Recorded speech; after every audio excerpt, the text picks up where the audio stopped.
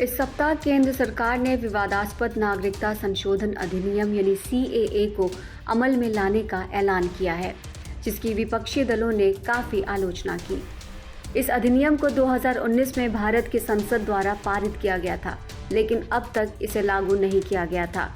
CAA उन हिंदू, सिख, बौद्ध, जैन, पारसी और ईसाई अप्रवासियों के भारतीय नागरिकता आवेदनों को तेज़ी से ट्रैक करता है, जो मुस्लिम बहुल पाकिस्तान, बांग्लादेश और अफगानिस्तान में धार्मिक उत्पीड़न से भागकर भारत आए थे।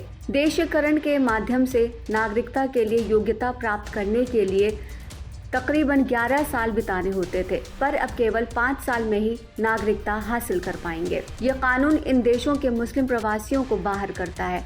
ये पहली बार है कि भारत में नागरिकता के लिए धार्मिक मापदंड निर्धारित किए गए हैं।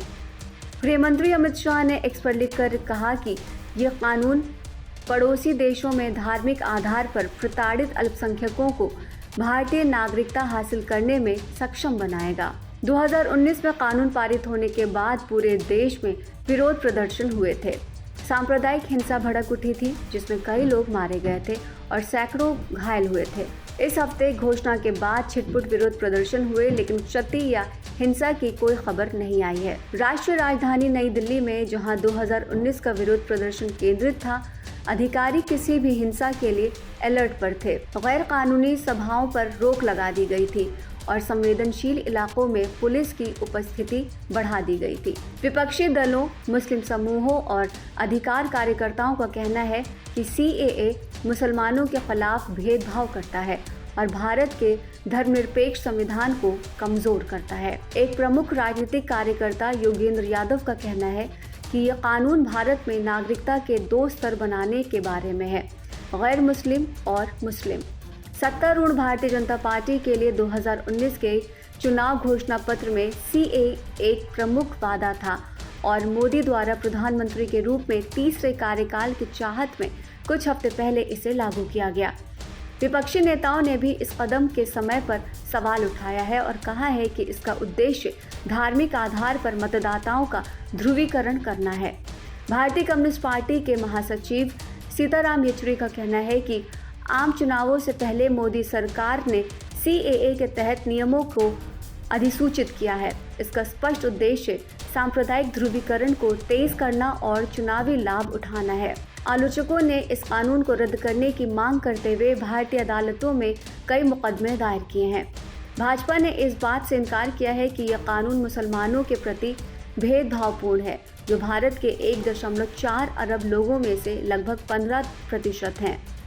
पार्टी ने विपक्ष पर लोगों के बीच भय का माहौल पैदा करने की कोशिश करने का इल्जाम लगाया है। बीजेपी के राष्ट्रीय प्रवक्ता टॉम वाडकन ने कहा है कि ऐसा नहीं है कि CAA के कारण लोगों को पकड़ लिया जाएगा या निर्वासित कर दिया जाएगा। सरकार ने इस मुद्दे को मानवीय तरीके से देखने का फैसला किया है। ये शरणार्थियों को सम्मानजनक जीवन प्रदान करेगा। गृह मंत्रालय ने अपनी ओर से एक ट्वीट में कहा है कि कानून के बारे में कई गलतफहमियां फैलाई गई हैं और ये किसी भी भारतीय नागरिक की नागरिकता नहीं छीनेगा, चाहे वो किसी भी धर्म का हो।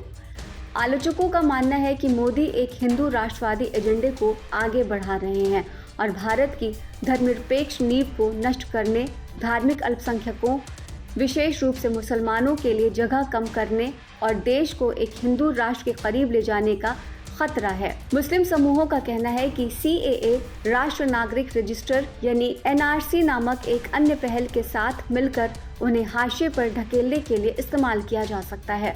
NRC मोदी सरकार के उन लोगों की पहचान करने और उन्हें बाहर करने के प्रयास का हिस्सा है जो दावा करते हैं कि वो अवैध रूप से भारत आए थे।